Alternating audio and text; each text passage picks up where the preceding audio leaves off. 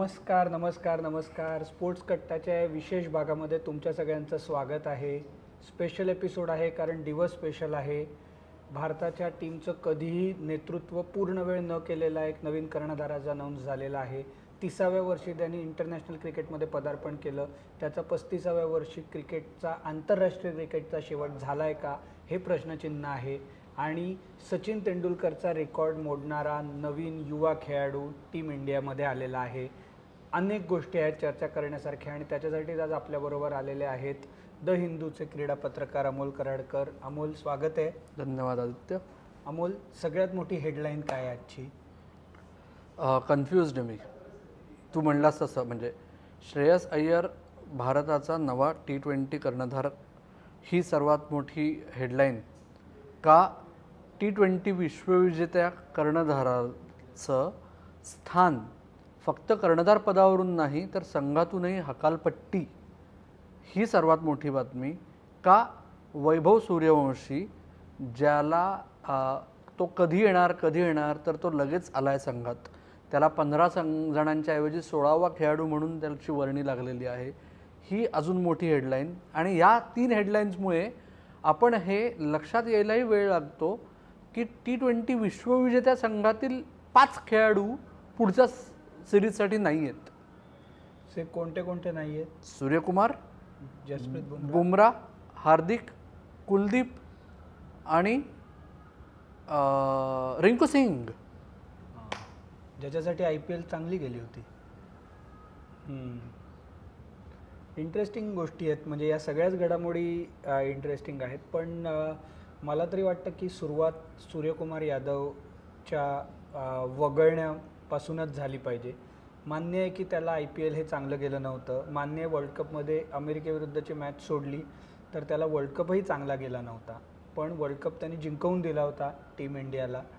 अवघड परिस्थितीतनं जेव्हा आपण साऊथ आफ्रिकेविरुद्ध हरलो, तिथून पुनरागमन करून कलकत्त्यामध्ये वेस्ट इंडिजला हरवण्यापासून ज्या काही ट्रिकी मॅचेस होत्या त्या आपण काढल्या आणि फायनल तर खूप कन्व्हिन्सिंगली जिंकली. पण असं वाटत होतं कुठेतरी की त्याला अजून एक सिरीज मिळेल आणि त्याच्यानंतर हा निर्णय होईल. पण सिलेक्टर्सनी नाही दिली संधी. ओके, काय म्हणणं होतं आज आगरकरांचं त्याच्यावर? येस, हो, अजित आगरकर आत्तापर्यंत आय एम शुअर स्पोर्ट्स कट्टाचे बरेचसे जे क्रिकेट फॅन्स आहेत त्यांनी वाचलं असेल. त्यांनी सांगितलं की सूर्यकुमारवर हे टफ आहे. मी त्याच्याशी बोललो, पण त्याच्याबरोबर माझं जे बोलणं झालं ते माझ्यातलं आणि त्याच्यातलं ते मी पब्लिकली काय झालं बोलणं ते सांगणार नाही. पण त्यांनी हे सांगितलं की हा निर्णय घेण्यामागे सूर्याचा फॉर्म आणि पुढील वर्ल्ड कप सायकलकडे, संघ बांधणीकडे त्यांना जी दिशा द्यायची आहे, या दोन्हीचा समतोल राखून घेतलेला निर्णय आहे. हे अवघड निर्णय होता पण तो आम्हाला घ्यावा लागला हे त्यांनी सांगितलं.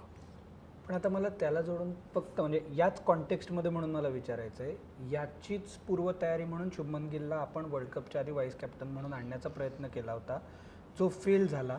आणि आता श्रेयस अय्यरला आणला आहे T20चा कर्णधार म्हणून, जो टीममध्येही नव्हता.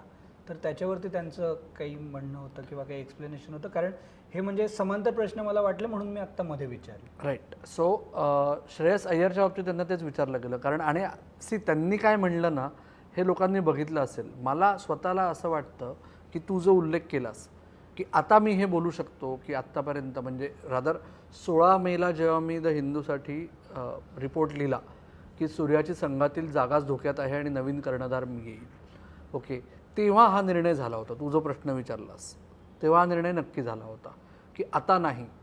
काही सदस्य सिलेक्शन कमिटी आणि कोचिंग स्टाफमधले मिळून अशी आशा करत होते की IPLमध्ये सूर्यकुमारला सूर गवसेल आणि त्याच्यामुळे त्याला इंग्लंड आणि आयर्लंडचा दौरा तरी हां, कारण तो विश्वविजेता होता. आणि आता बरेच जण म्हणतील की रोहित शर्मा 2024 नंतर काय झालं तर त्याने निवृत्ती जाहीर केली होती.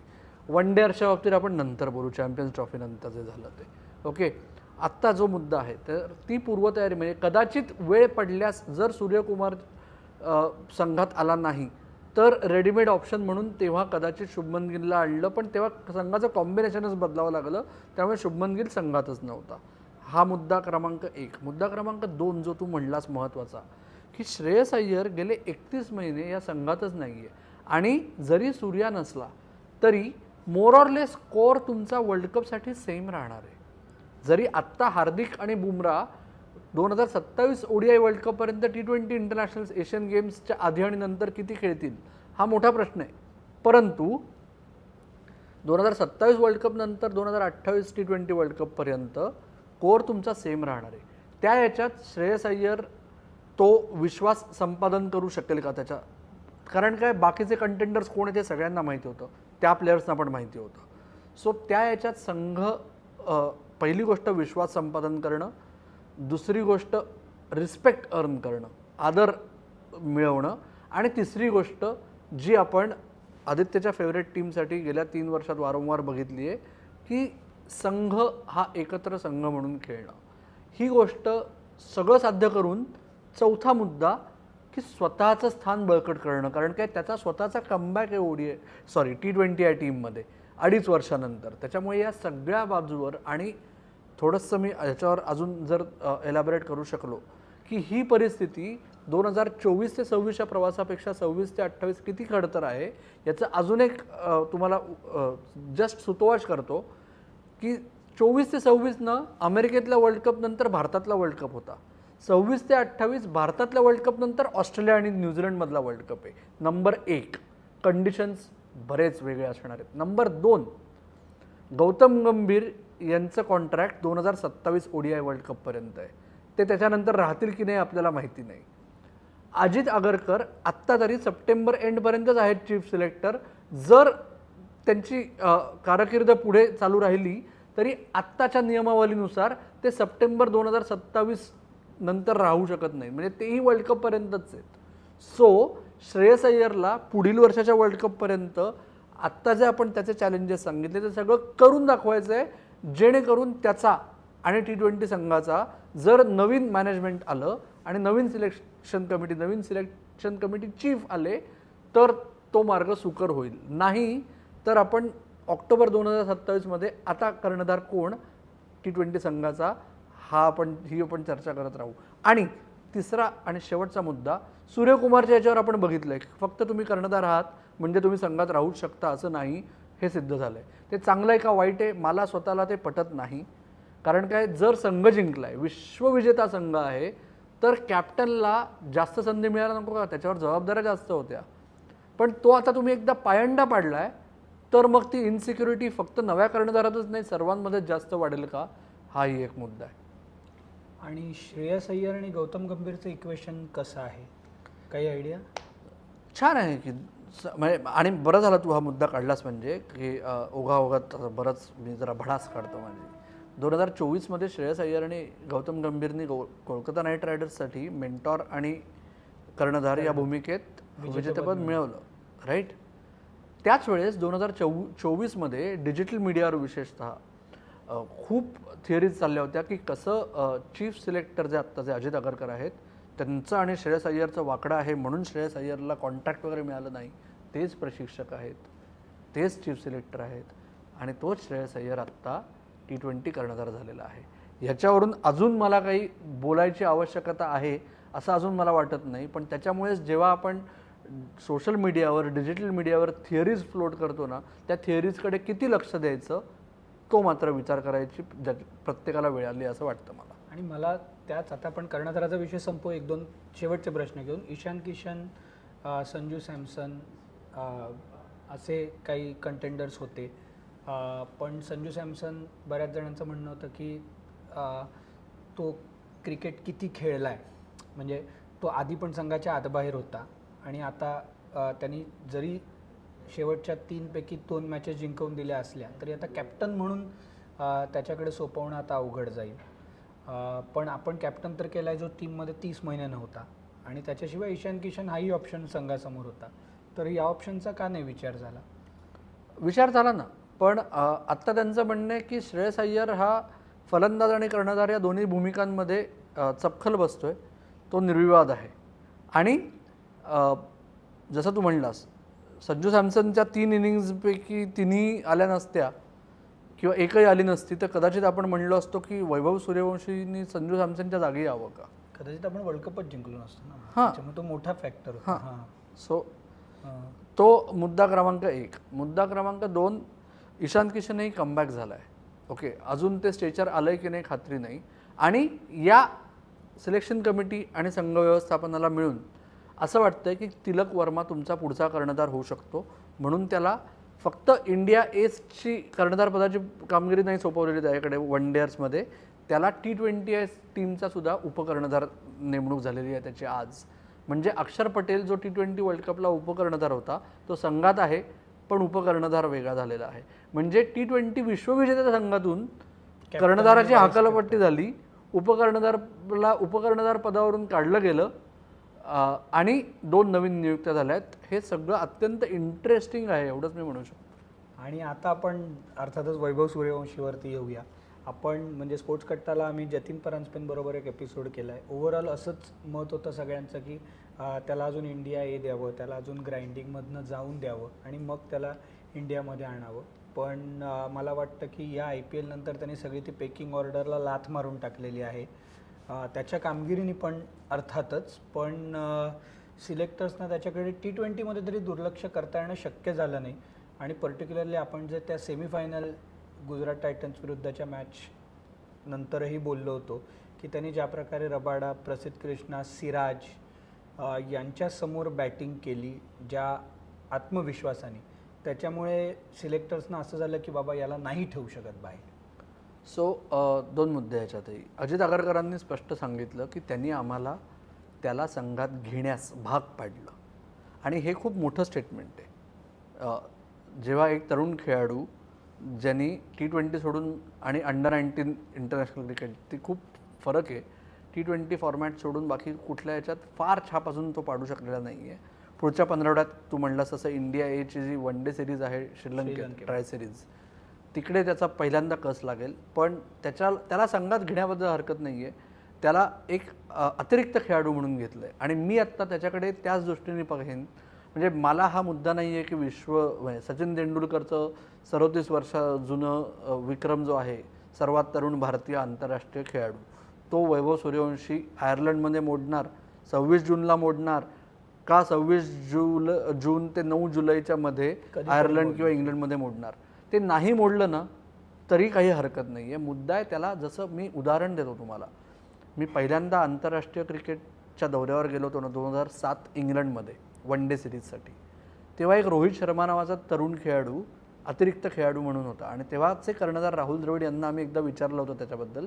ते म्हणले होते जेव्हा पुढच्या वेळेस रोहित इंग्लंडला येईल तेव्हा या मेमरी बँकचा त्याला फायदा होईल. सो आत्ता माझ्या दृष्टीने वैभव सूर्यवंशीला संघात एक्सपोजरसाठी घेतलेला आहे, त्याच्या डेव्हलपमेंटसाठी एक मोठा पल्ला आहे हा त्याच्या डेव्हलपमेंटमधला.